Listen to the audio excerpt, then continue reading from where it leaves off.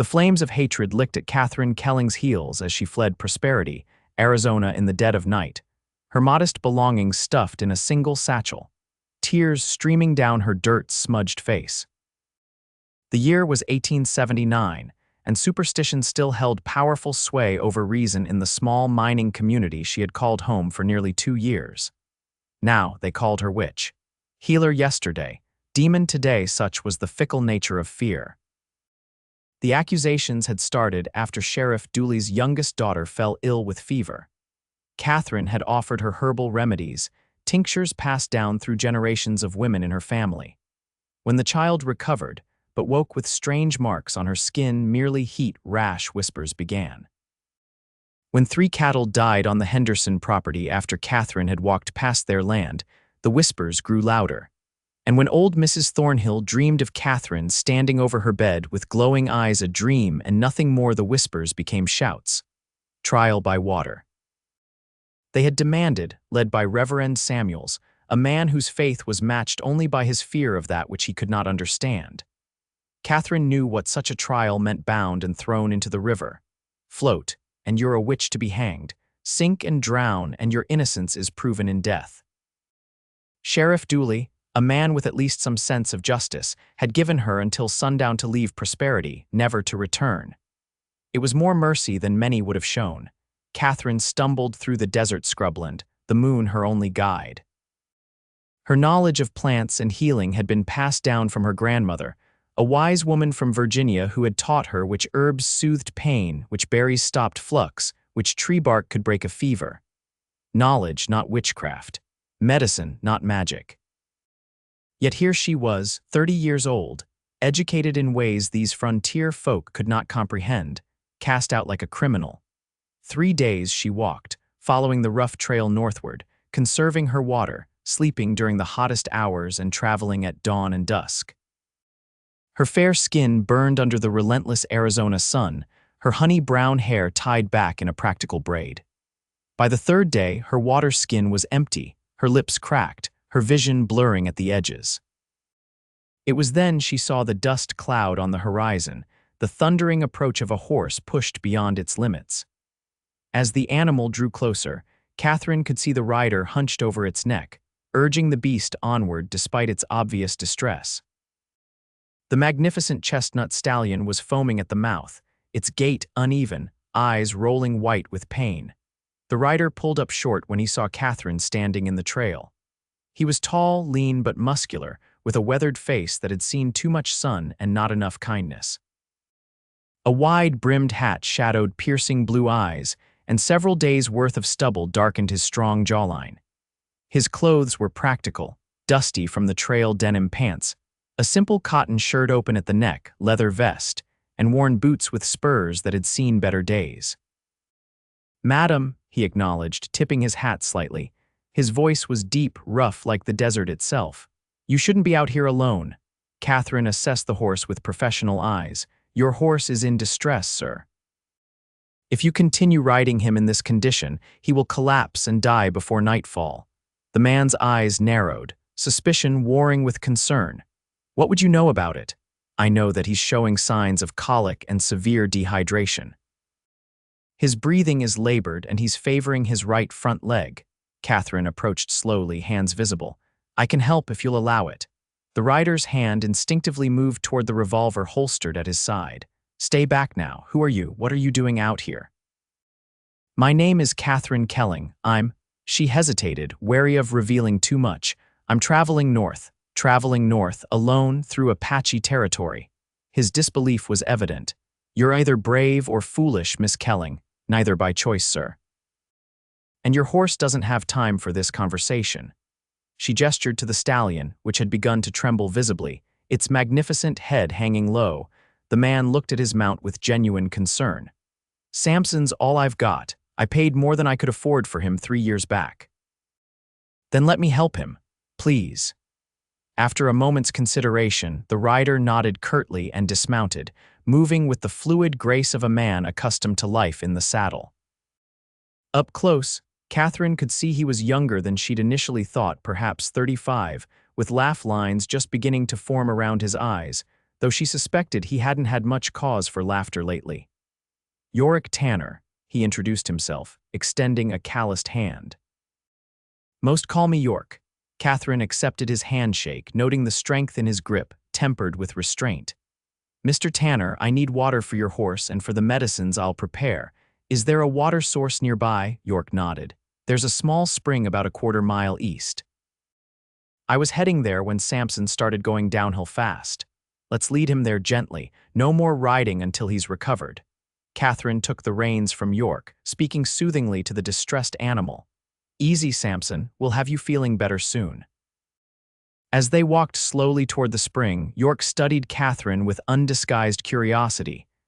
You know horses, then? I know healing, she said simply. Animals or people, the principles aren't so different. A doctor. He raised an eyebrow skeptically, taking in her travel-worn appearance. A healer, she corrected. My grandmother taught me. York seemed to accept this, falling silent as they made their way to the spring. It was a small oasis, a trickle of water emerging from between rocks to form a modest pool surrounded by scrubby vegetation. Katherine immediately set to work, first allowing Samson to drink sparingly, then checking him over thoroughly. I need to make a poultice for his leg and something to ease the colic. Do you have any whiskey in your provisions? York looked surprised but nodded. A small flask, not much left. It will do. She removed her satchel and began sorting through her supplies: dried herbs, small cloth pouches, tiny bottles. She worked methodically, grinding some dried leaves between two rocks, adding a few drops of liquid from one of her bottles, then a splash of York's whiskey. What is that? York asked, watching her work. Willow bark for the pain and inflammation, mixed with a tincture of peppermint to ease his digestion. She applied the poultice to Samson's leg, binding it with strips torn from her spare petticoat. The horse nickered softly, already seeming to respond to her gentle touch. Next, she prepared a draught from her supplies. This will help with the colic. He needs to drink it all. York held Samson's head steady while Katherine administered the medicine. The horse resisted at first but eventually swallowed the concoction. Now we wait, she said, washing her hands in the spring. He should show improvement within the hour if my treatment works. York looked from Katherine to his horse, clearly torn between skepticism and hope.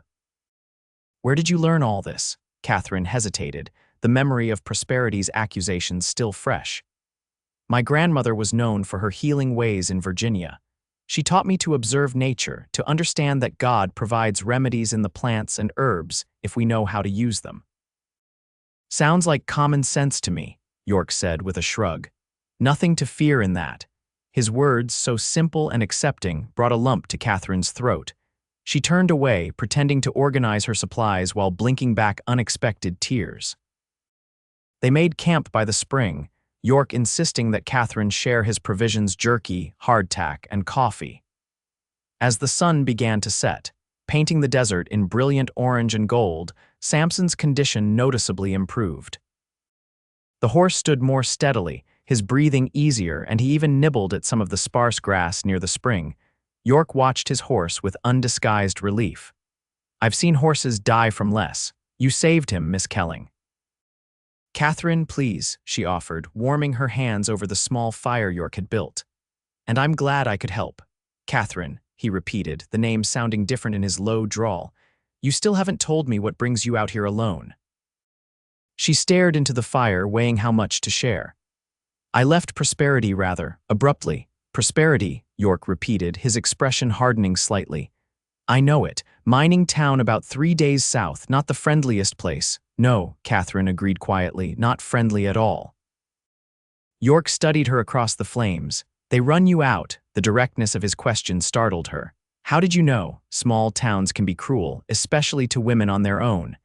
He poked at the fire with a stick. What was their excuse? You charm someone's husband. Question the good reverend's sermons.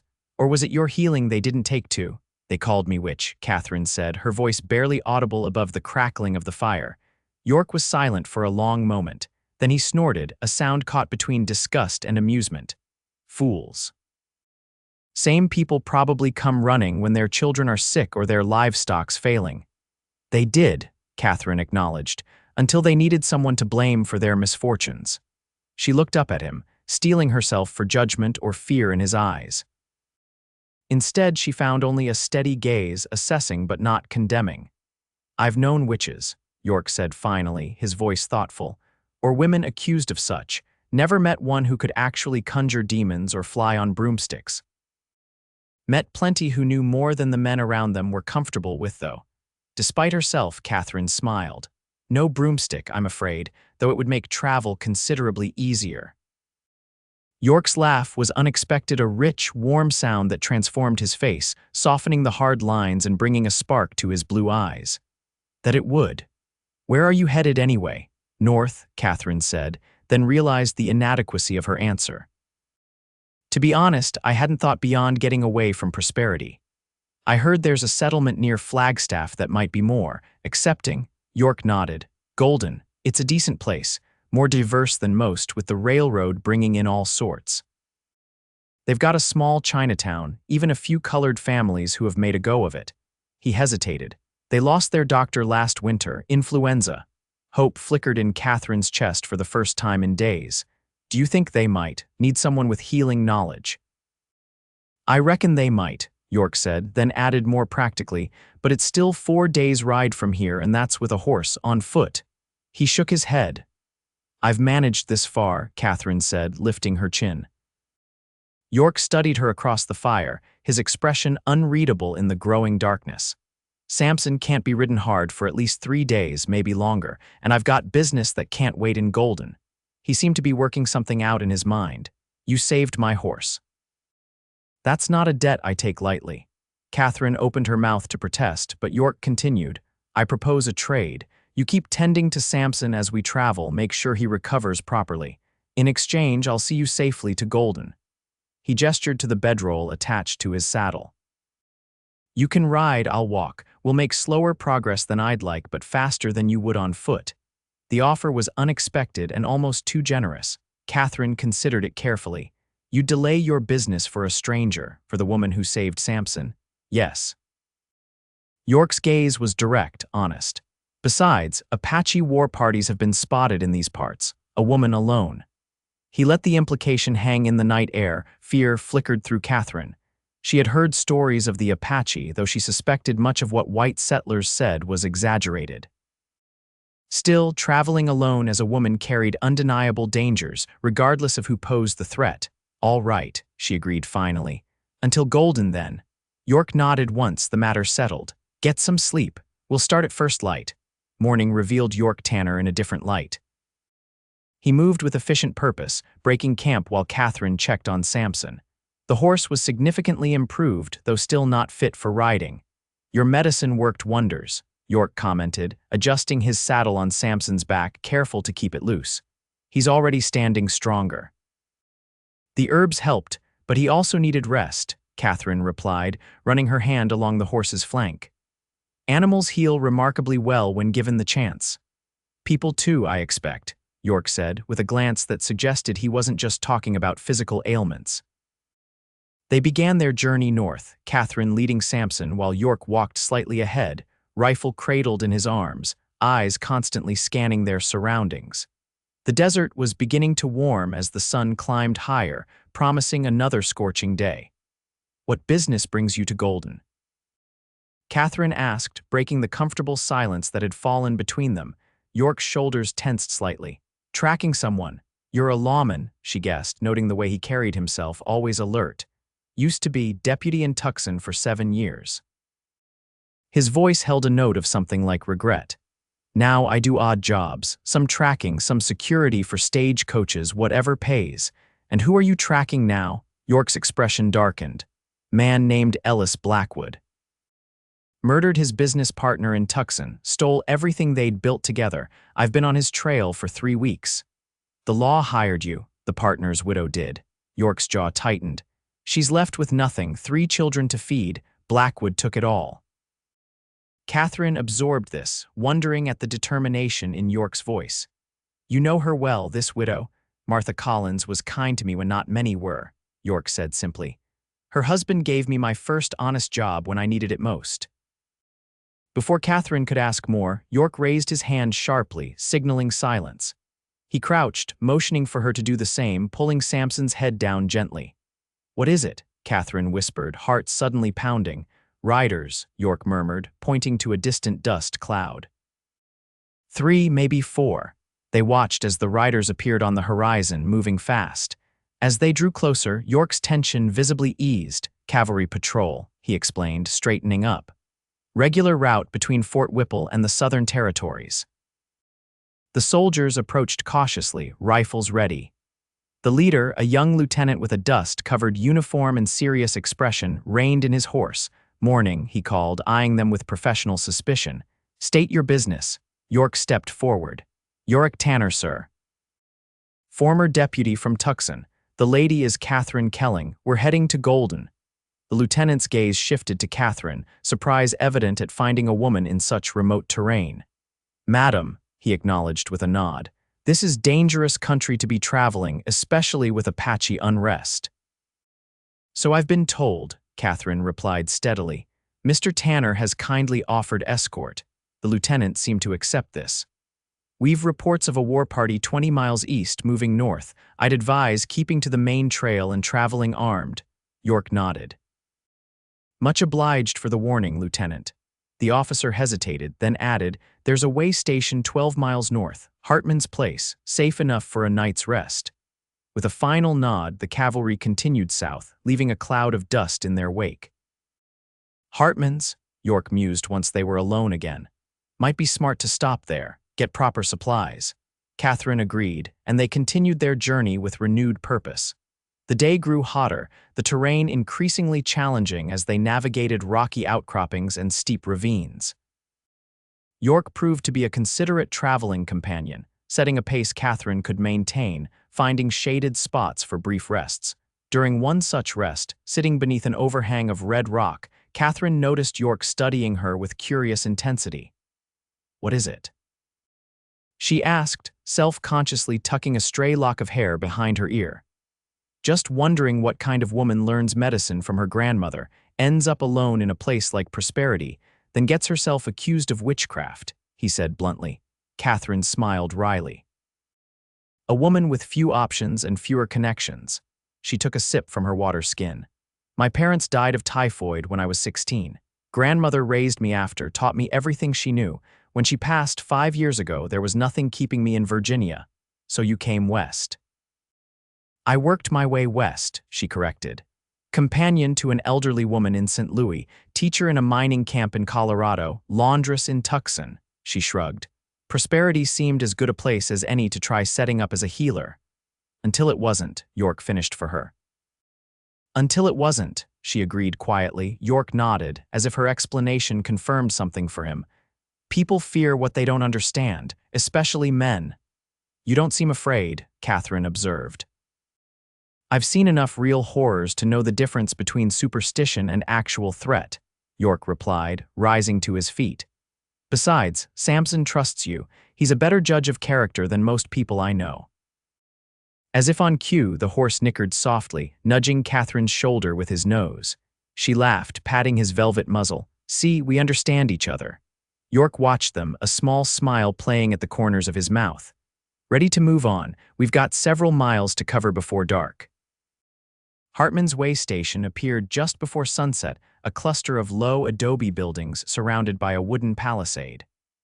A weathered sign proclaimed "hot food, cold drink, safe rest" in faded letters.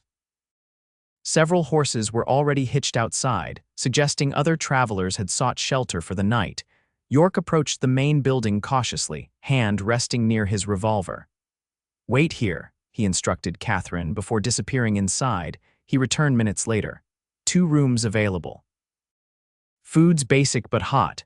No trouble expected, but keep your wits about you. Place like this attracts all sorts." The proprietor, a heavyset man with an impressive mustache and suspicious eyes, showed them to their rooms, small but clean, with narrow beds and wash basins.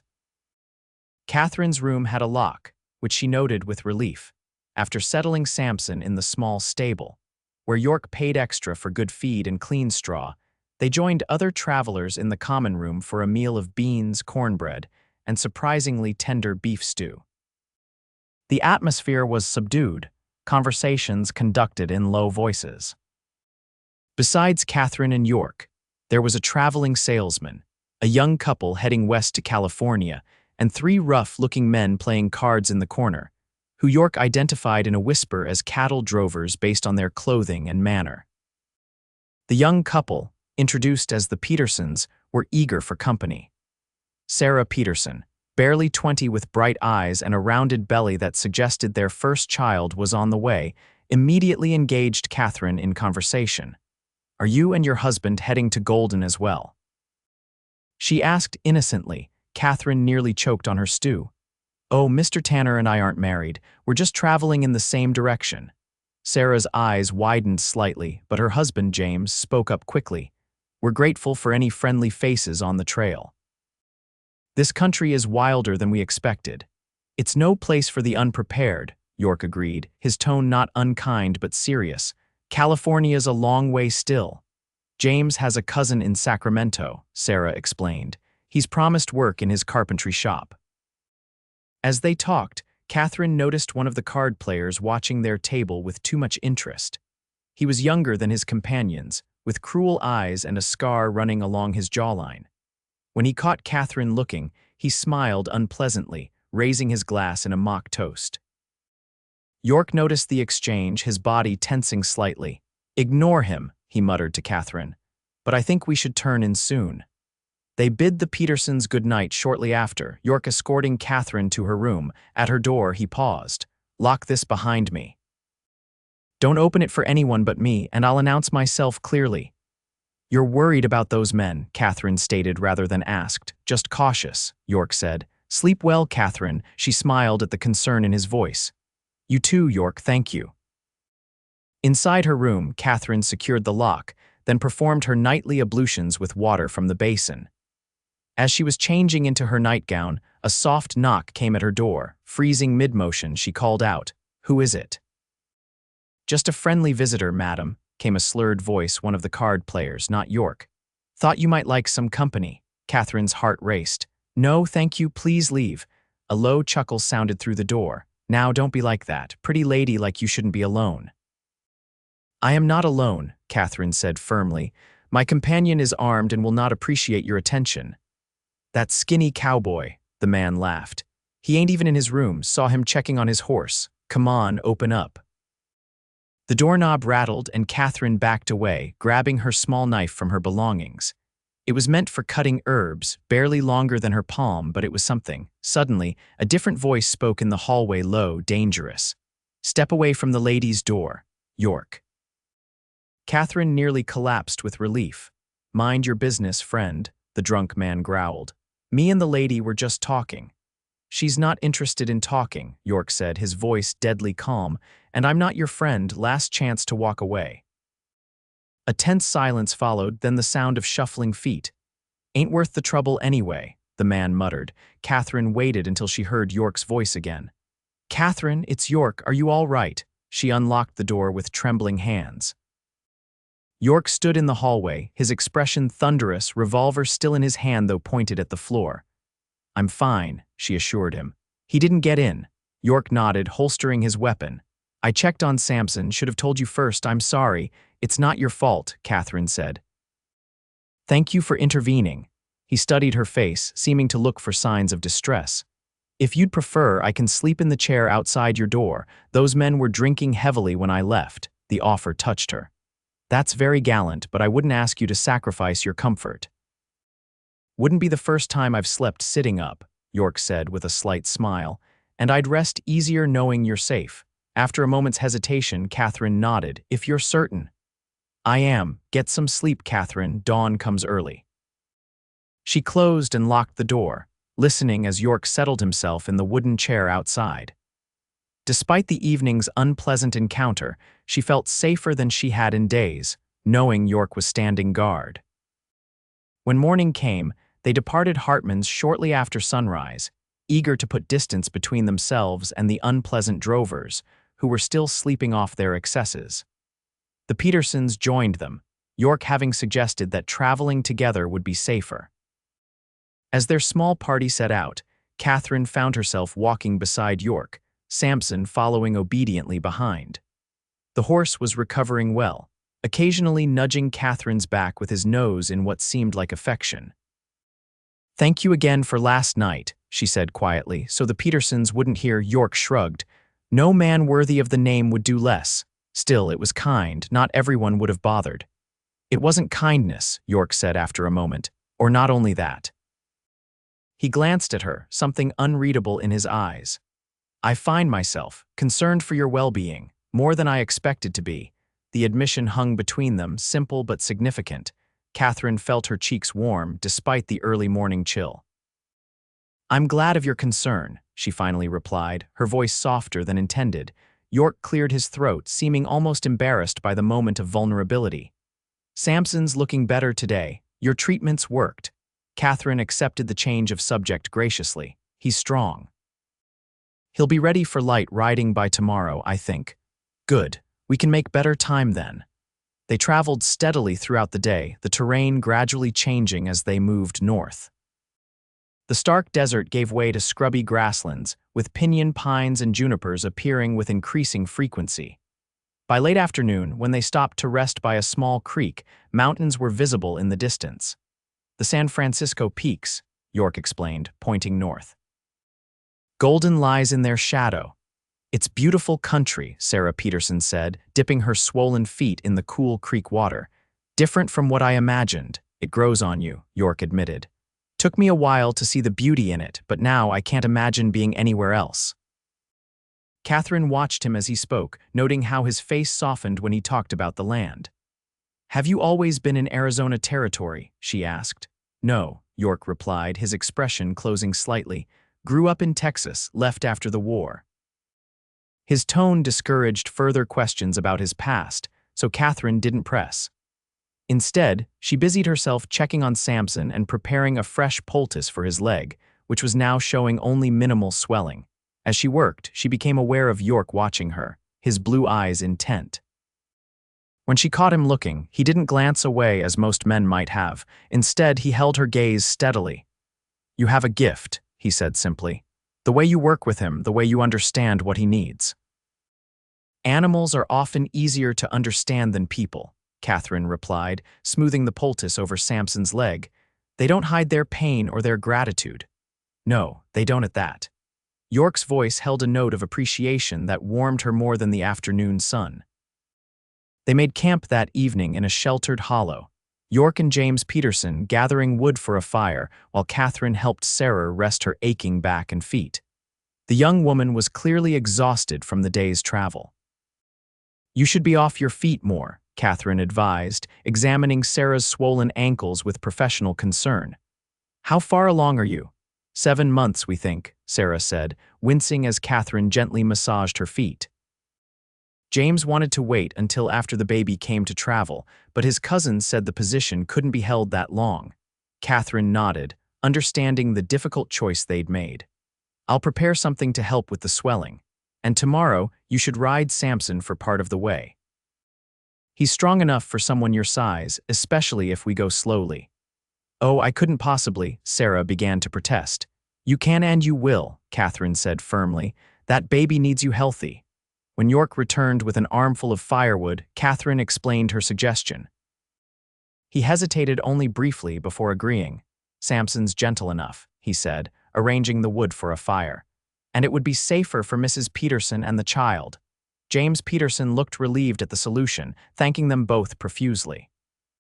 As night fell, and their small fire pushed back the darkness, the 4 travelers shared a meal of trail rations supplemented by rabbit that Yorick had managed to shoot during their afternoon rest.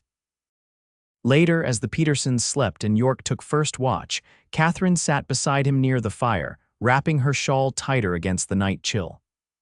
"That was generous, offering Samson to Mrs. Peterson," she said quietly. Yorick stoked the fire with a stick. "It was your idea." "But he's your horse. I know how much he means to you." Yorick was silent for a moment. "My father used to say you can judge a man by how he treats those weaker than himself. I didn't learn much worth keeping from him, but that stuck."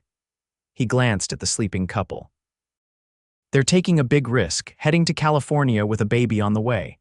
Sometimes risk is all that's left, Katherine said, thinking of her own desperate flight from prosperity. Yes, Yorick agreed softly. Sometimes it is. In the flickering firelight, his profile was strong, handsome in a weathered way that spoke of a life lived hard but honestly. Katherine found herself studying the curve of his jaw, the set of his mouth, the way his hair curled slightly at his collar. As if sensing her gaze, Yorick turned to look at her. For a long moment they simply regarded each other, something unspoken passing between them. "You should get some sleep," Yorick finally said, his voice slightly rough. "I'll wake you for second watch." Katherine nodded, suddenly aware of how intimate the moment had felt. "Good night, Yorick." "Good night, Katherine." She settled into her bedroll, watching the stars overhead through half-closed eyes, acutely conscious of Yorick's presence nearby. Despite the dangers that might still lie ahead, despite the uncertainty of her future in Golden, Katherine felt a strange peace wash over her. For the first time since leaving prosperity, she fell asleep without fear clouding her dreams. The next morning dawned clear and cool. Yorick had indeed woken Katherine for her watch in the deepest part of the night, and she had spent those quiet hours tending the fire and listening to the desert's nocturnal sounds, finding comfort in the steady rhythm of Yorick's breathing as he slept nearby. Now, as they prepared to break camp, Katherine helped Sarah Peterson onto Samson's back, adjusting the stirrups and showing her how to hold the reins. "He responds to the gentlest touch," Katherine explained, stroking Samson's neck affectionately. "No need to pull or kick." Samson stood patiently, seeming to understand his important role. Yorick watched the scene with approval, his pack already shouldered. 2 days to Golden at this pace, he informed the group. Maybe less if the weather holds. They set off in good spirits, the morning pleasantly cool, the landscape growing more varied and green as they continued northward. Sarah rode sedately on Samson, occasionally exclaiming over wildflowers or interesting rock formations, while James walked proudly beside her, one hand often reaching up to touch his wife's knee, as if reassuring himself of her presence. Katherine and Yorick walked slightly ahead, sometimes talking quietly, other times comfortable in shared silence. She learned that he had been a soldier before becoming a lawman, though he spoke little of those years. He preferred coffee to tea, could read but seldom did, and had once dreamed of having his own ranch before life took him in different directions. In turn, she told him about growing up in Virginia, her grandmother's wisdom about plants and healing, her dreams of perhaps someday establishing a proper medical practice where women and children could receive care without judgment or suspicion. Golden might be such a place, Yorick suggested as they paused for a midday rest near a stand of pines. It's a growing town, but not so set in its ways yet. Perhaps, Katherine said, allowing herself to hope, though I've learned to be cautious about new beginnings. Caution's wise, Yorick acknowledged, but don't let prosperity poison your future. Not all communities are so quick to turn on their own.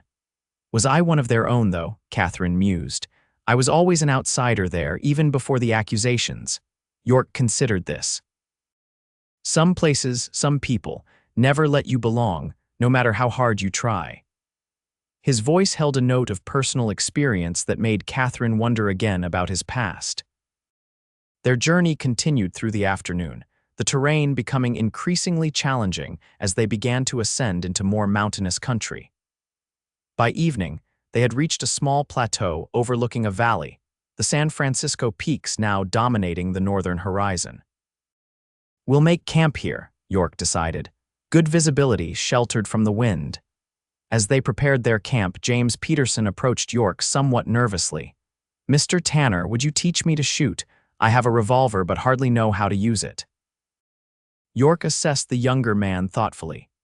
Knowing how to shoot is important out here, especially for a man with a family to protect. For the next hour, while Katherine and Sarah prepared a simple meal, Yorick patiently instructed James in the basics of handling his revolver. Katherine found herself watching the lesson with interest, noting Yorick's natural teaching ability, his calm explanations, the way he corrected James's grip without condescension. "Have you ever fired a gun?" Sarah asked, noticing Katherine's attention. "No," Katherine admitted. "My grandmother didn't approve of firearms," Sarah smiled slightly. Neither did my mother, but out here. She gestured to the vast wilderness surrounding them. It seems a necessary skill. After their meal, as twilight deepened into night, York suggested Katherine join him for a short walk to check their surroundings. They climbed a small rise near the camp, giving them a clear view in all directions. No signs of trouble, York said, scanning the darkening landscape. But it pays to be vigilant. Katherine wrapped her shawl tighter against the evening chill. The Petersons are fortunate to have encountered you. James would be ill-equipped to handle dangers on this journey alone. York shrugged. Most men aren't prepared for the realities of frontier life when they first arrive. He'll learn if he survives long enough. You're a good teacher, Katherine observed. Patient, clear. Had good teachers myself, York replied, and bad ones. You learn from both kinds. They stood in companionable silence, watching as the first stars appeared in the deepening blue of the sky. The air was scented with pine and sage, the breeze gentle against their faces. It's beautiful, Katherine murmured. In Virginia, the mountains are always green, the forest so thick you can barely see the sky in summer. This openness, this vastness, it's different but beautiful in its own way. York glanced at her, his expression softening in the fading light. Yes, he said quietly, beautiful in its own way. Something in his tone made Katherine turn to look at him, only to find him already watching her, his blue eyes intent in the gathering darkness.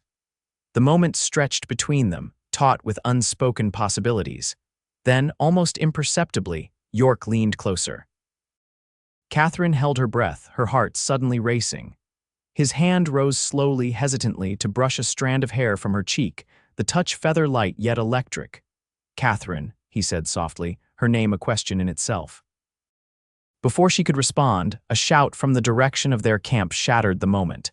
They both turned sharply, instantly alert. Mr. Tanner, Miss Kelling, James Peterson's voice carried clearly in the still evening air.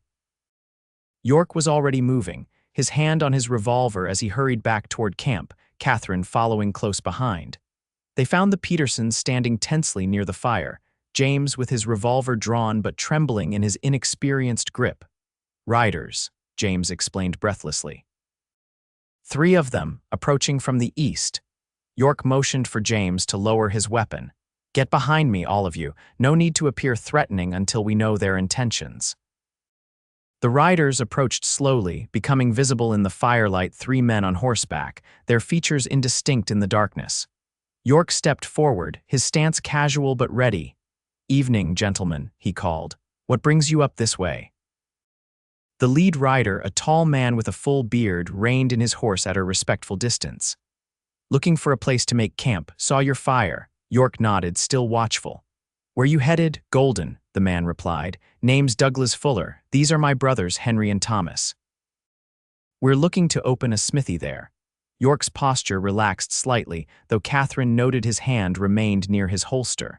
We're headed to Golden ourselves. You're welcome to share our fire if you've got your own provisions. Fuller seemed to sense York's caution was not personal but practical. Much obliged. We've got food enough, happy to contribute.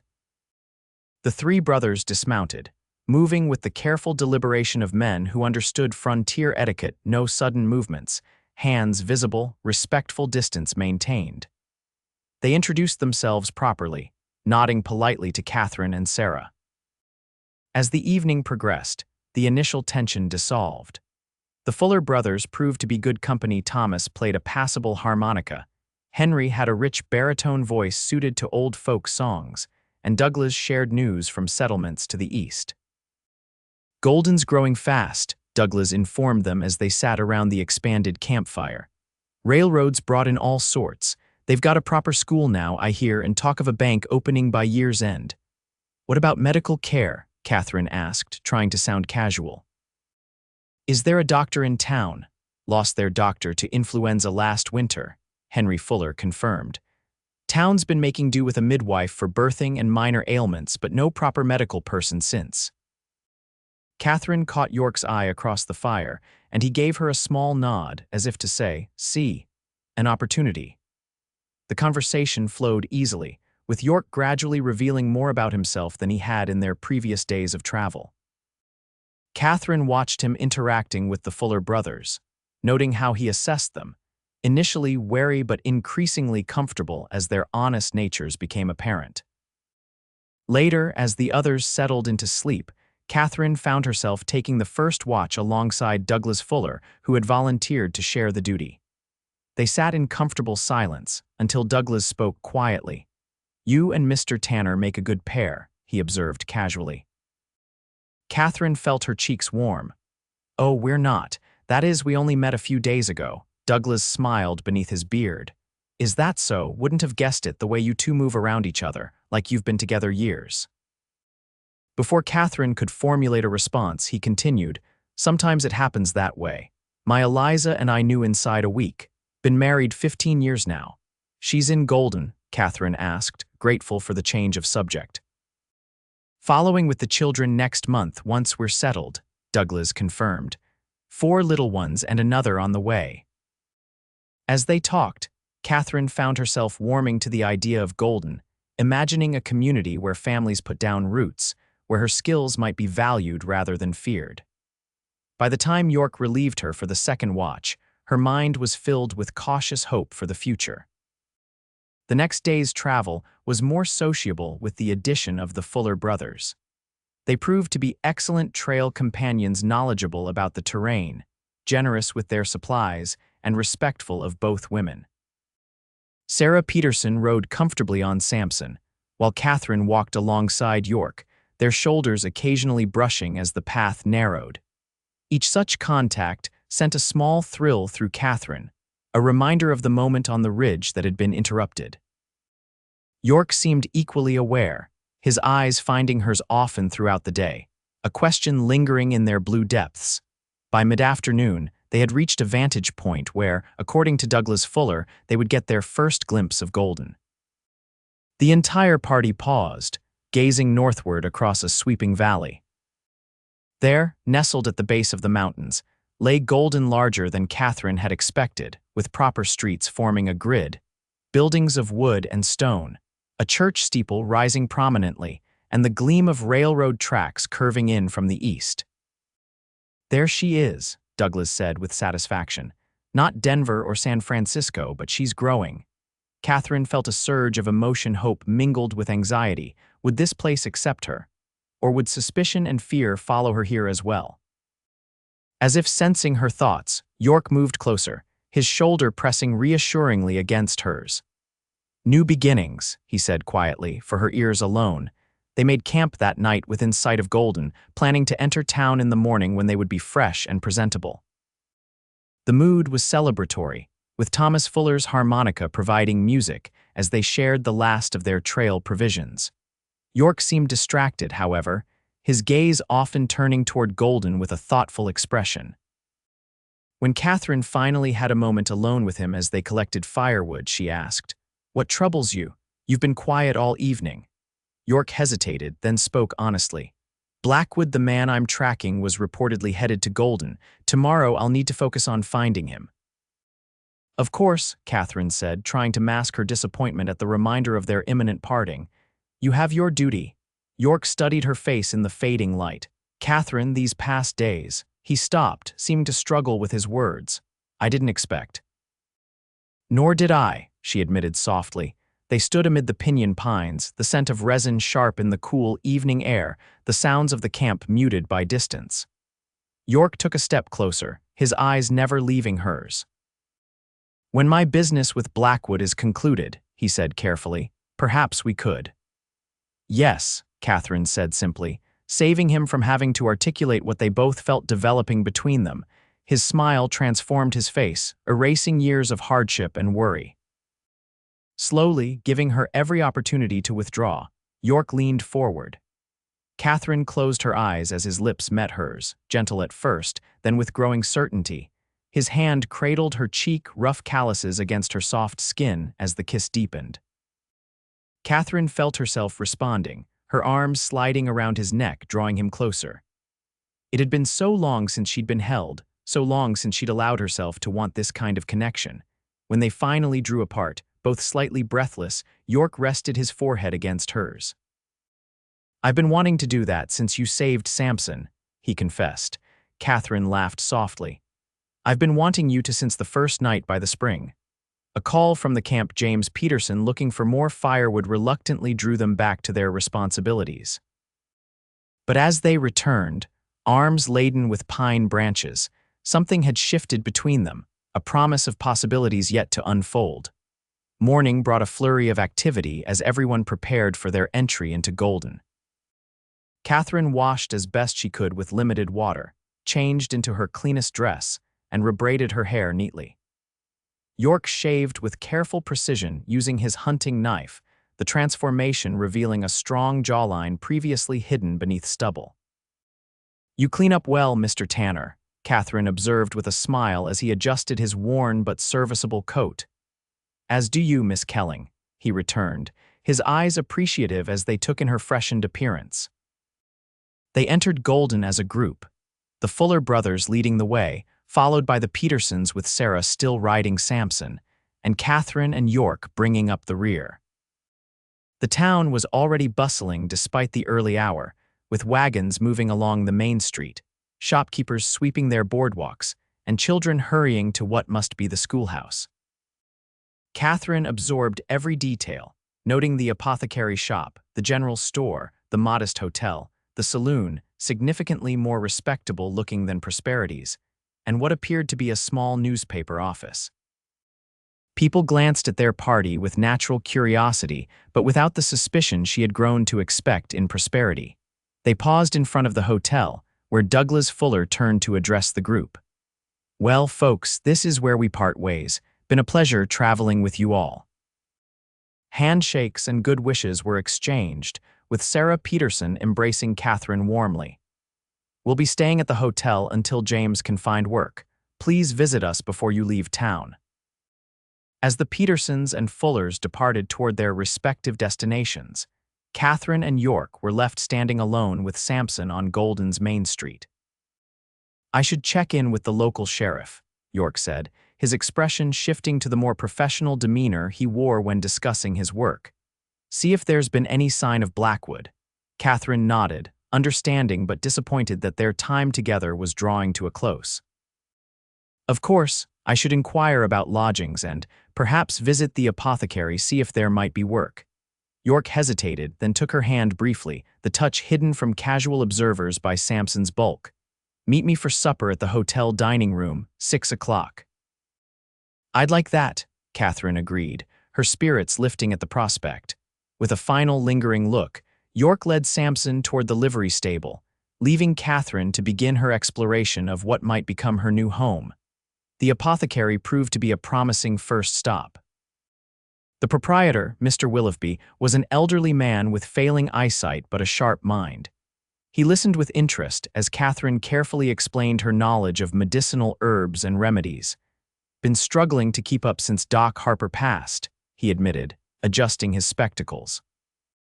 "Town's growing faster than these old hands can manage. You say you can prepare tinctures and poultices." "Yes, sir," Katherine confirmed, "and diagnose many common ailments. I assisted births in Prosperity and set broken bones." Mr. Willoughby studied her thoughtfully.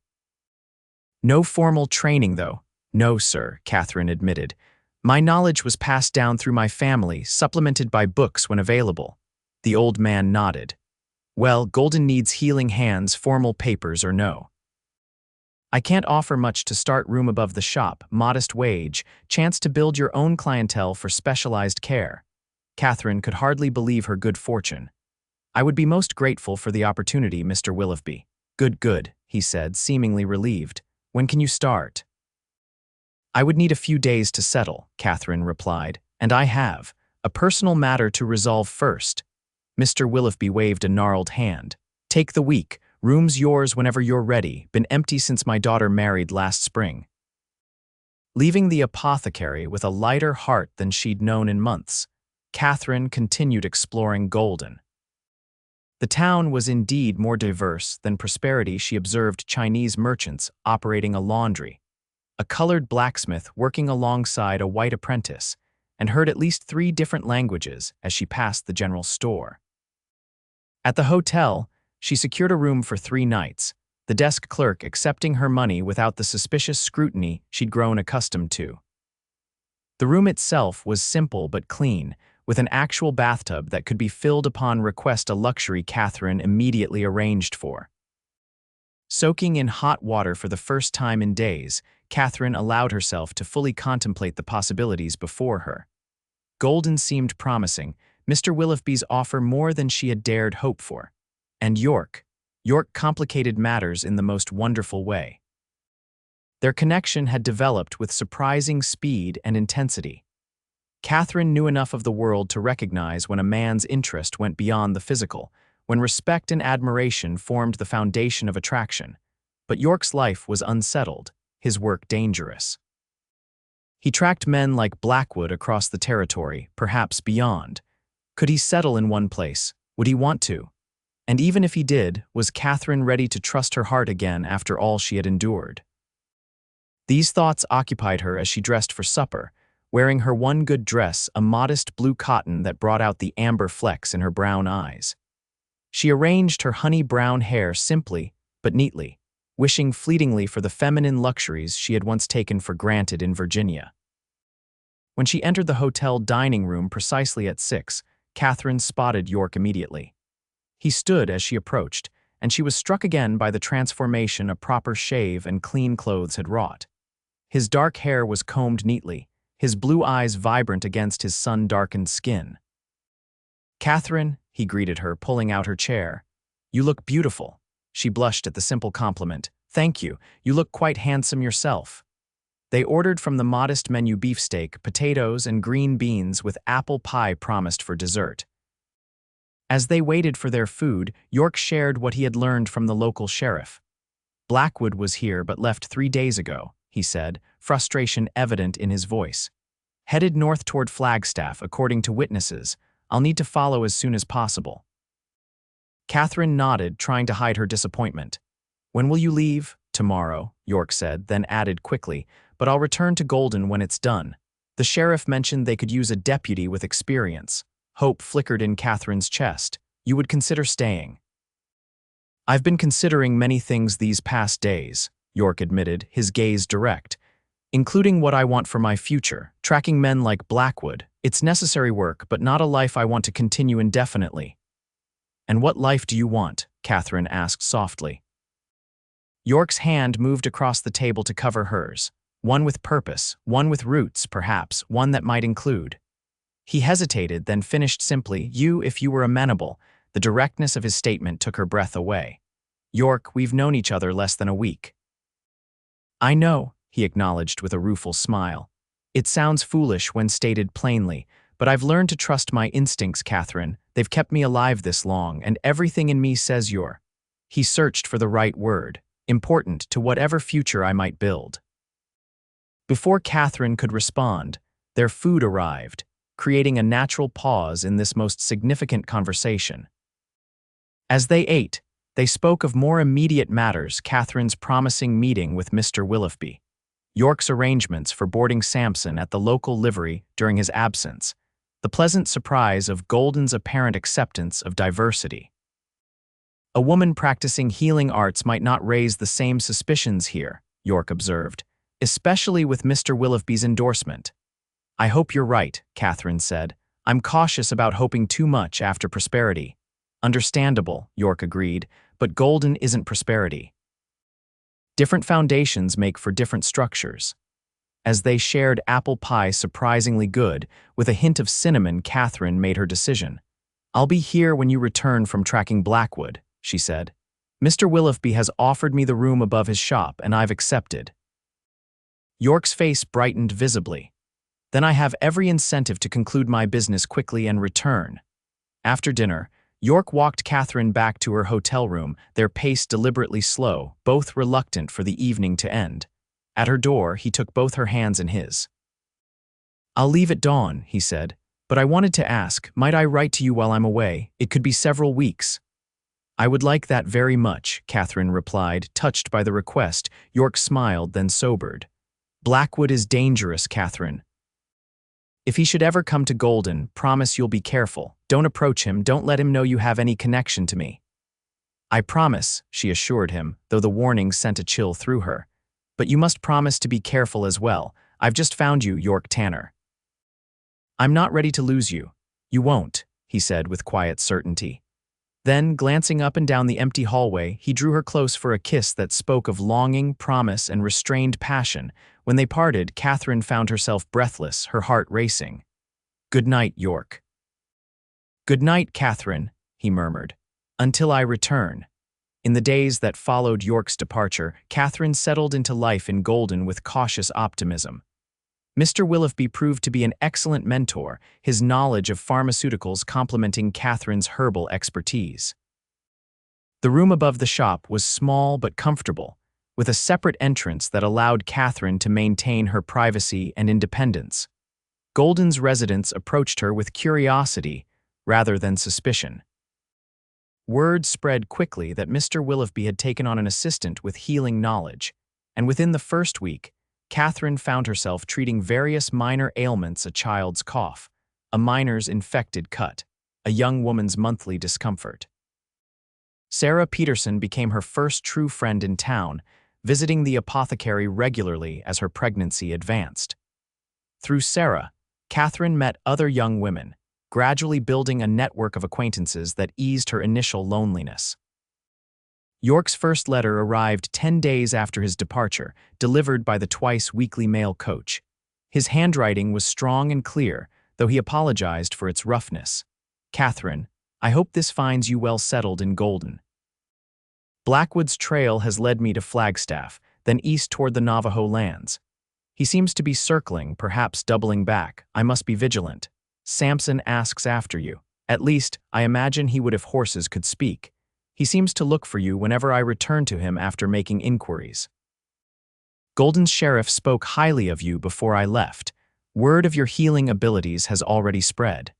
I am glad the town is recognizing your worth more quickly than prosperity. I find myself thinking of you at odd moments when the sun catches on a stream just so, reminding me of your hair, or when I see a particular wildflower that I know you could name and explain its uses. I hope to conclude this business soon and return to Golden. To you. Yours, Yorick. Katherine read and reread the letter until the paper grew soft at the folds. She composed a reply that evening, telling York of her new life in Golden, the patients she had treated, the friendships she was cautiously forming. She found herself being more open on paper than she might have been in person, admitting her hopes and lingering fears. 3 weeks after York's departure, Katherine faced her first significant test as Golden's acting healer. A mining accident left 3 men injured, one with a compound fracture of the leg, another with a deep gash across his chest, and the third with several broken ribs and possible internal injuries. They were brought to the apothecary, the only place equipped to handle such casualties. Mr. Willoughby, limited by his failing eyesight and arthritic hands, deferred to Katherine immediately. "These men need your skills, Miss Kelling," he said simply. "Tell me how I can assist." For the next several hours, Katherine worked with focused intensity, setting the broken leg, cleaning and suturing the chest wound, carefully examining and binding the third man's ribs while checking for signs of internal bleeding. Mr. Willoughby provided medications and supplies as needed, while several townspeople volunteered to assist, following Katherine's clear instructions without question or doubt. By nightfall, all 3 men were stabilized, the most critical danger past. As Katherine washed blood from her hands, bone-tired but satisfied with her work, she became aware of the crowd that had gathered outside the apothecary. "They're waiting for news," Mr. Willoughby explained. "Those men have families, friends." Katherine stepped outside, suddenly conscious of her blood-stained apron and disheveled appearance. The crowd fell silent, expectant faces turned toward her. "All 3 men will live," she announced simply. "Mr. Carson's leg will heal properly if he stays off it as instructed. Mr. Delaney's wound was deep but clean, and I've stitched it thoroughly. Mr. Wilson's ribs will mend with time and rest." A collective sigh of relief passed through the gathering, followed by murmurs of gratitude and appreciation. The mine owner stepped forward, a gruff man named Hollister who had previously ignored Katherine when passing her on the street. "Miss Kelling," he said, removing his hat. "The men and I are grateful for your skill. The company will cover all costs for their treatment and any ongoing care they require."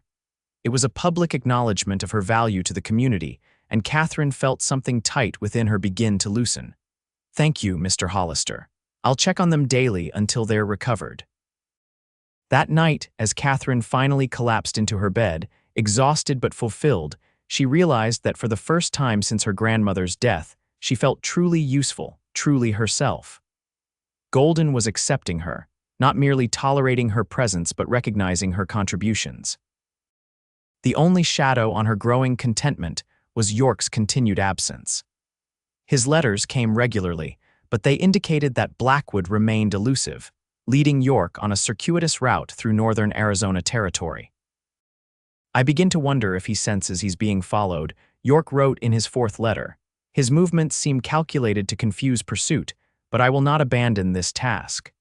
Martha Collins deserves justice, and Blackwood must answer for his crimes." 6 weeks after York's departure, as Katherine was closing the apothecary for the evening, a stranger entered just as she was about to lock the door. He was expensively dressed for Golden, his suit well-tailored, his boots polished to a high shine. His face was handsome in a conventional way, but his eyes were cold, calculating. "Forgive the late hour," he said smoothly. "I've just arrived in town and find myself in need of a sleeping powder. The journey has left me quite unable to rest naturally." Katherine hesitated, something about the man causing her instincts to prickle with warning. "Of course, Mr. Willoughby has prepared several excellent compounds for sleeplessness." As she moved behind the counter to locate the appropriate medicine, the man studied her with unsettling intensity. "You're new to Golden," he observed. "I was here some weeks ago and don't recall seeing you." "Yes," Katherine agreed, keeping her tone professional. "I arrived recently. A fortunate acquisition for the town, I'm sure," the man said with a smile that didn't reach his eyes. "I'm Ellis Blackwood, by the way. I have business interests throughout the territory." Katherine nearly dropped the bottle she was holding, her heart suddenly racing. Blackwood, the man York was pursuing, the murderer he had described, here in Golden, standing before her. She forced herself to remain calm, remembering York's warning. "How do you do, Mr. Blackwood? That will be 50 cents for the sleeping powder." Blackwood placed a silver dollar on the counter. "Keep the change, miss." "Kelling," she supplied, unable to avoid giving her name without appearing suspicious. "Katherine Kelling." "Miss Kelling," Blackwood repeated, as if committing it to memory. "I'll be in town for several days. Perhaps I'll see you again." "Perhaps," Katherine replied neutrally. "Good evening, Mr. Blackwood." After he left, Katherine leaned against the counter, trembling slightly. Blackwood was in Golden and York was elsewhere, possibly days away. She needed to get word to him somehow, but the mail coach wouldn't depart until the day after tomorrow.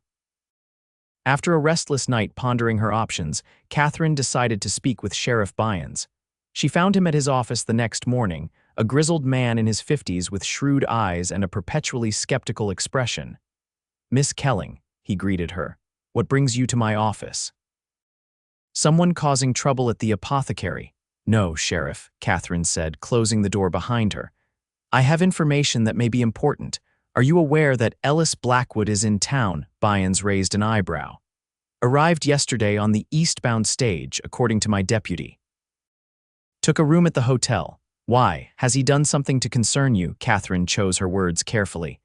"Are you acquainted with Yorick Tanner?" "York, sure, good man, helped me with a situation before he left town." The sheriff's eyes narrowed. "What's York got to do with Blackwood?" "Mr. Tanner was pursuing Blackwood when he left Golden," Katherine explained. "Blackwood is wanted for murder in Tucson. He killed his business partner and stole their assets. Mr. Tanner was hired by the widow to bring him to justice." Byans sat back in his chair, digesting this information. "That's so. York didn't mention the specifics of his business when he left, just that he was tracking someone." He studied Katherine with new interest. "You and York are acquainted?" "Yes," Katherine said simply, not elaborating on the nature of their relationship. "He warned me about Blackwood before he left, said the man was dangerous. I thought you should know he's here." The sheriff nodded slowly. "Appreciate the information, Miss Kelling.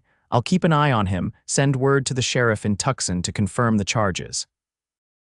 Until then, I can't arrest him without cause, but I can watch him." "And Mr. Tanner," Katherine asked, "is there any way to get word to him that Blackwood is here? Last I heard, York was heading toward the eastern settlements," Bynes said. "I can send a telegram to the sheriff in Holbrook, ask him to pass along a message if York comes through. Best I can do." "Thank you, Sheriff," Katherine said, relieved to have shared her burden. "I'll stay clear of Mr. Blackwood in the meantime." "You do that," Bynes advised. "If he's what York thinks he is, he's not a man to cross."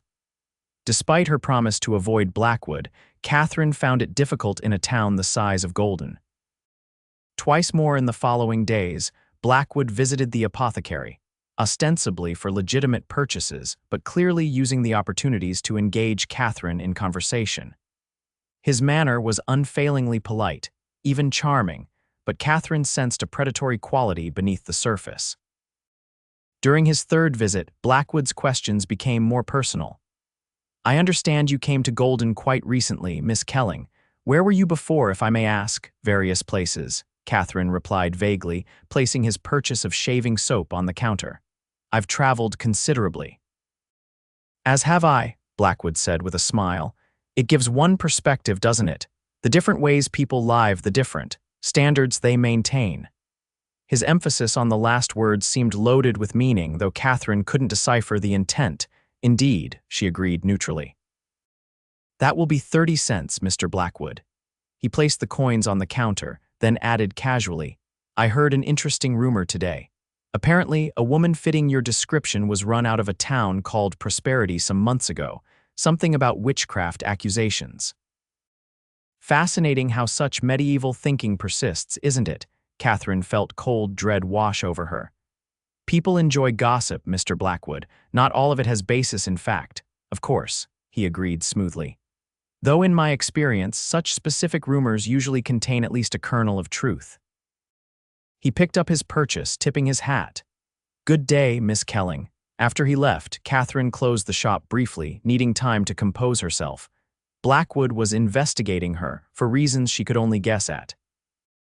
Perhaps he had somehow connected her to York, or perhaps he simply found her interesting in some unsettling way. Either way, she felt increasingly vulnerable. Sheriff Bynes had confirmed the charges against Blackwood with Tucson, but without York or another witness to identify him positively, he was reluctant to make an arrest based solely on the name. Blackwood could easily claim mistaken identity. That evening, as Katherine was preparing to close the apothecary, Sarah Peterson arrived, visibly distressed. "Katherine, you must come quickly," she said breathlessly. "James has been badly hurt, a fight at the lumber yard where he's been working." Without hesitation, Katherine gathered her medical supplies and followed Sarah to their small rented room near the edge of town. There she found James lying on their bed, his face battered and bloodied, his breathing labored. "What happened?" Katherine asked as she examined him, noting the severity of his injuries: broken nose, possibly fractured ribs, a deep cut above his eye that would require stitches. "He was defending me," Sarah said, tears flowing freely. "A man made inappropriate suggestions when I brought James his midday meal. James confronted him later, and the man and his friends beat him terribly." Katherine worked quickly to clean and treat James's wounds, stitching the cut above his eye and binding his ribs. "Who was this man, Sarah? The sheriff should be informed." Sarah hesitated, twisting her hands nervously. "He said his name was Blackwood. He's staying at the hotel, seems very wealthy. I'm afraid to report him. James needs this job, and Mr. Blackwood implied he has influence with the lumber yard owner." Katherine's blood ran cold. "Listen to me, Sarah. This man is dangerous, more dangerous than you know. He's wanted for murder in Tucson. You must tell Sheriff Bynes what happened." Sarah's eyes widened with fear. "Murder? Oh God, Katherine. What if he comes back? What if he hurts James again, or me, or the baby?" "I'll speak to the sheriff myself," Katherine assured her. "He already knows about Blackwood. This attack might be the cause he needs to arrest him." After ensuring James was stable and as comfortable as possible, Katherine hurried to the sheriff's office, only to find it empty. The deputy informed her that Byans had ridden out to investigate reports of cattle rustling and wouldn't return until morning. Frustrated and increasingly concerned, Katherine returned to her room above the apothecary, her mind racing. Blackwood was escalating from subtle intimidation to outright violence. She feared what he might do next, especially if he had somehow discovered her connection to York. She was preparing for bed when a knock came at her private entrance. Cautious after the day's events, Katherine called out, "Who is it, Katherine? It's me." York's voice. Relief flooded through her as she hurried to unlock the door. He stood on her small landing, trail-worn and exhausted, but gloriously real and present.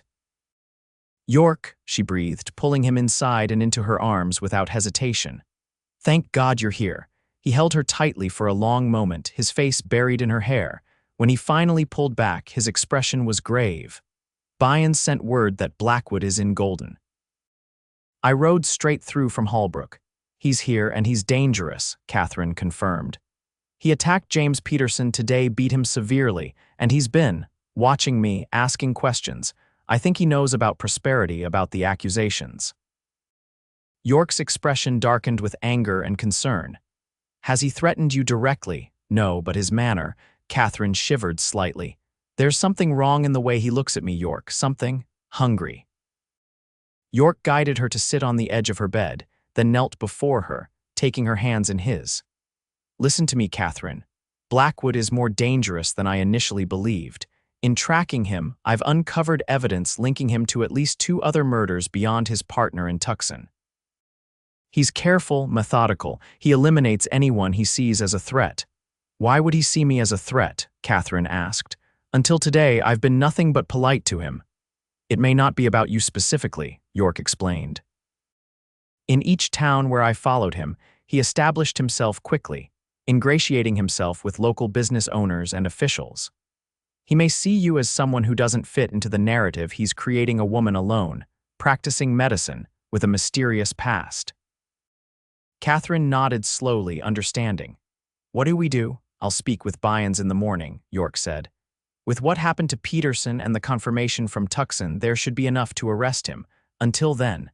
He hesitated, clearly uncomfortable with his next words. "I don't think you should stay here alone tonight." "Where else would I go?" Katherine asked. York ran a hand through his hair, a gesture she recognized as signaling his discomfort. "I've taken a room at the boarding house down the street. You could." "That is, I would sleep on the floor, of course, but at least you wouldn't be alone." Despite the gravity of the situation, Katherine found herself smiling at his gallantry. "Or you could stay here," she suggested softly. "I trust you, York." The intensity of his gaze made her breath catch. "That's a precious thing, Katherine. Trust. I won't abuse it." In the end, they compromised. York would stay, but in the chair by her door, his revolver within easy reach. Katherine prepared a light meal from her modest provisions, and they talked quietly as they ate, York telling her of his frustrating weeks tracking Blackwood's circuitous path.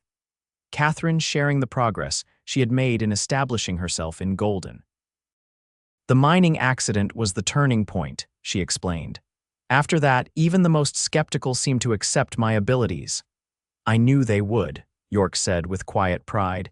"You're too skilled, too compassionate for anyone with sense to reject." Later, as Katherine lay in her bed while York settled in the chair as promised, she found herself contemplating how profoundly her life had changed since that desperate flight from Prosperity. From outcast to respected healer, from solitary fugitive to whatever she and York were becoming to each other. "York," she whispered into the darkness. His voice was low, alert despite the late hour. "I'm glad you found me in the desert that day." She heard the smile in his voice as he replied, "Best luck I've had in years, finding you when Samson needed help." Morning brought renewed purpose. York left at dawn to find Sheriff Byans, promising to return as soon as possible. Katherine opened the apothecary as usual, determined not to show fear or alter her routine in ways that might alert Blackwood to York's return. Mr. Willoughby arrived shortly after, his rheumatism particularly troublesome that morning. "Weather's changing," he explained, easing himself onto his stool behind the counter. "Always feel it in these old bones." Katherine was preparing a willow bark tea to ease his discomfort when the shop door opened, admitting a blast of cool air and Ellis Blackwood himself. "Good morning," he greeted them pleasantly, as if he hadn't beaten a man unconscious the previous day. "I find myself in need of something for a headache, Miss Kelling. Perhaps you could recommend a remedy." Katherine forced herself to remain composed, aware that Mr. Willoughby was watching the exchange with interest. "Of course, Mr. Blackwood, I have several effective preparations." As she moved to the shelves where various headache remedies were stored, Blackwood wandered casually around the shop, examining the displays of medicines and supplies. "I must commend you on how quickly you've established yourself here, Miss Kelling. Golden seems quite taken with its new healer." "Miss Kelling has been a godsend," Mr. Willoughby interjected. "Don't know how we managed without her these past months." "Indeed," Blackwood smiled thinly. "And yet, just a few months ago, she was fleeing accusations of witchcraft in Prosperity." "Curious how fortunes can change so dramatically, isn't it?" Mr. Willoughby's bushy eyebrows rose in surprise as he turned to Katherine. "Witchcraft? What nonsense is this?" Before Katherine could respond, the shop door opened again, and York entered, his expression hardening instantly at the sight of Blackwood. Sheriff Bynes followed close behind, his hand resting meaningfully on his holstered revolver. "Ellis Blackwood," Bynes said formally. "I'm placing you under arrest for the murder of Thomas Collins in Tucson and the assault on James Peterson here in Golden." Blackwood's pleasant facade vanished, his eyes turning cold as ice. "A case of mistaken identity, Sheriff. I'm afraid Mr. Collins's murderer remains at large." "No mistake," York said, stepping forward. "I've tracked you from Tucson, Blackwood.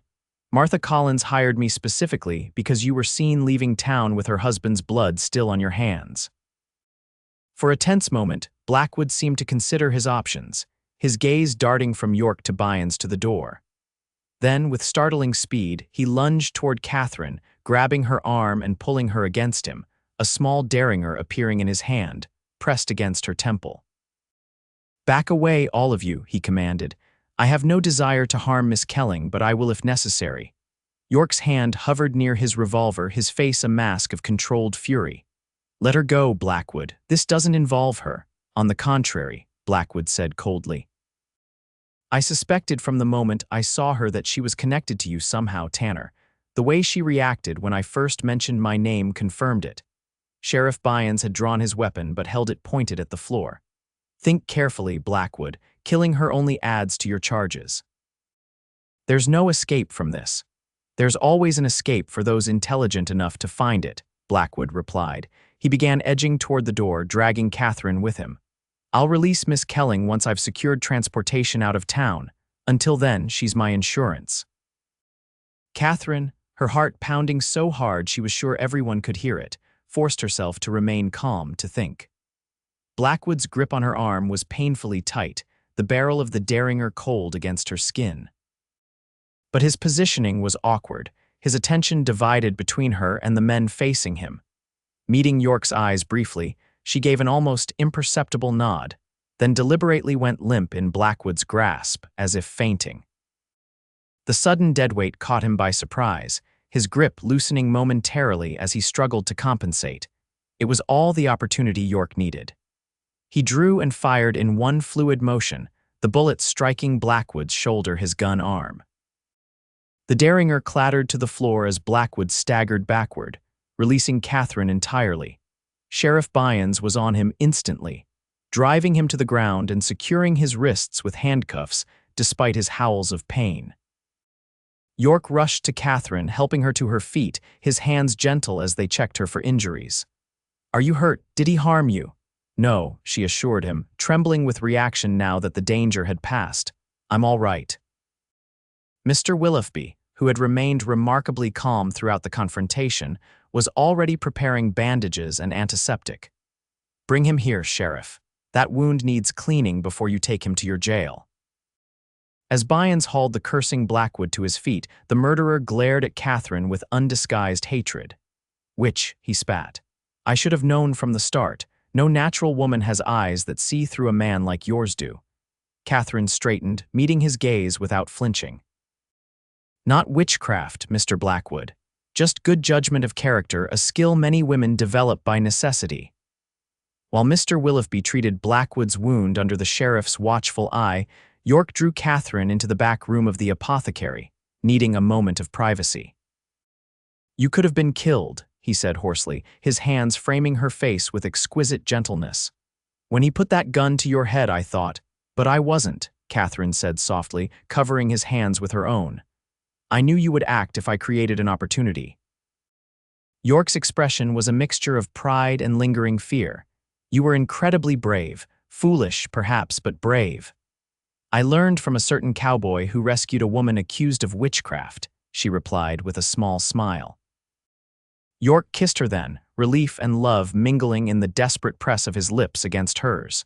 When they parted, he rested his forehead against hers, his breathing unsteady. "I never want to be that frightened again," he admitted. "The thought of losing you." "You didn't," Katherine assured him, "and now it's over. Blackwood will face justice, and we can." She hesitated, suddenly uncertain. "We can begin," York finished for her, "if that's what you want." "It is," she said simply, "more than anything." In the following days, Golden buzzed with the excitement of Blackwood's capture and the dramatic circumstances surrounding it. Far from damaging Katherine's reputation, the revelation of her past in prosperity seemed to enhance her standing in the community. The contrast between the superstitious rejection she had faced there and the valuable service she now provided to Golden served as a potent reminder of the town's progressive values. Mr. Willoughby, after hearing the full story, became her staunchest defender.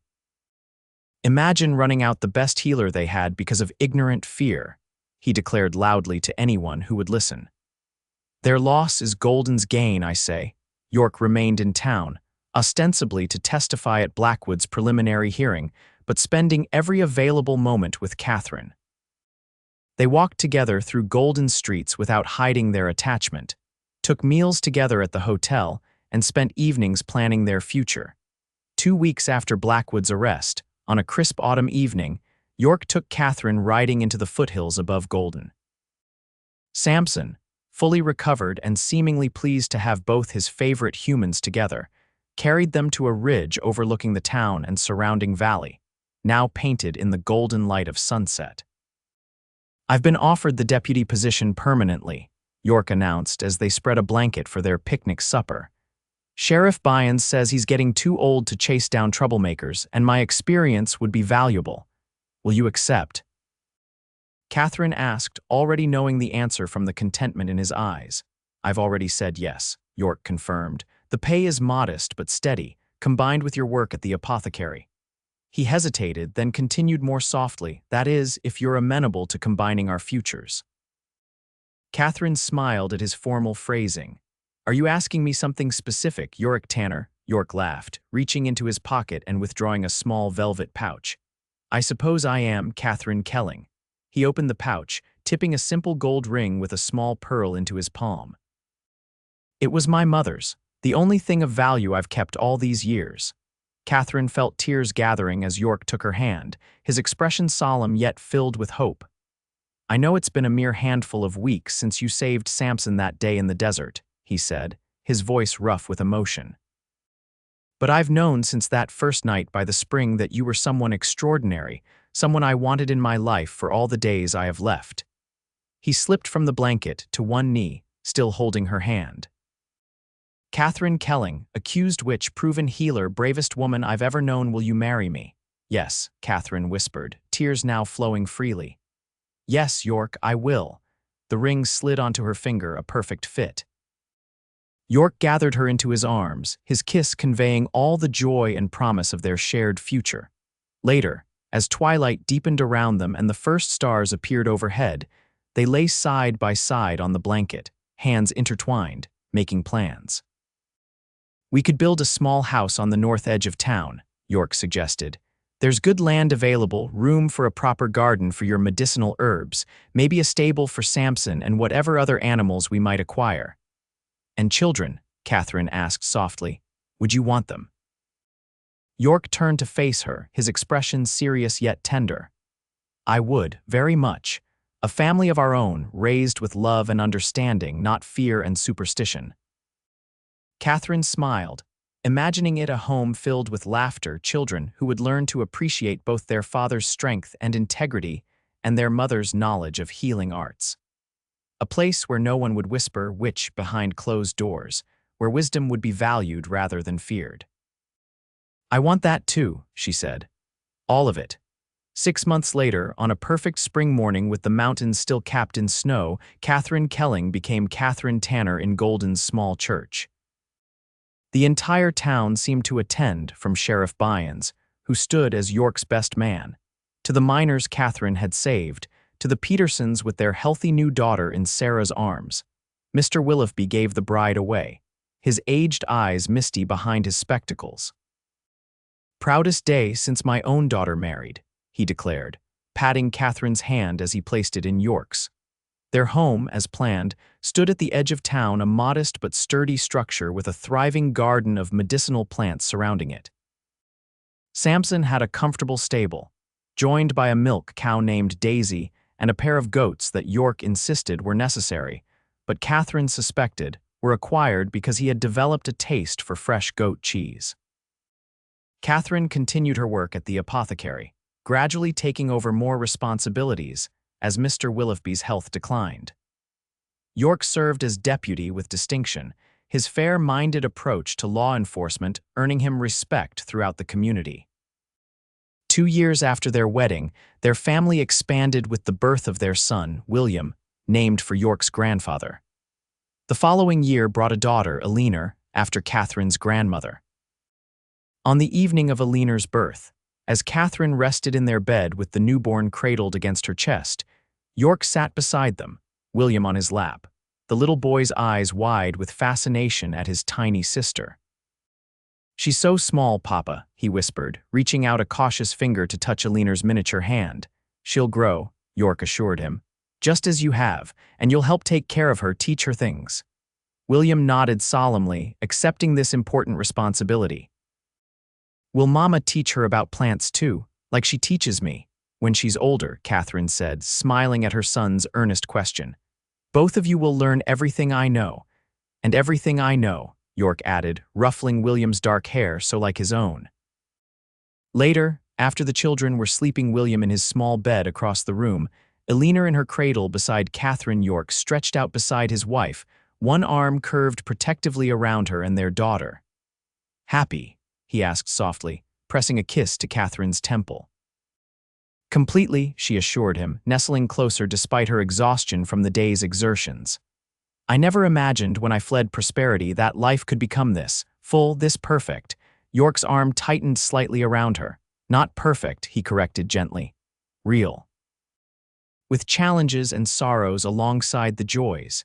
But facing it all together, that's what matters."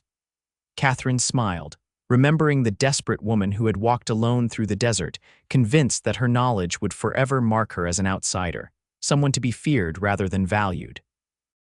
"Together," she agreed softly. "That's what matters." As they drifted toward sleep, the sounds of their growing family surrounding them, Katherine offered a silent prayer of gratitude for the twist of fate that had led a wounded horse and its devoted rider into her path that day in the desert. What prosperity had seen as witchcraft, York had recognized as healing. Where others had seen danger, he had seen value. And in that recognition, in that simple act of seeing beyond fear to truth, they had both found something neither had dared hope for: a home, a family, and love that grew stronger with each passing day.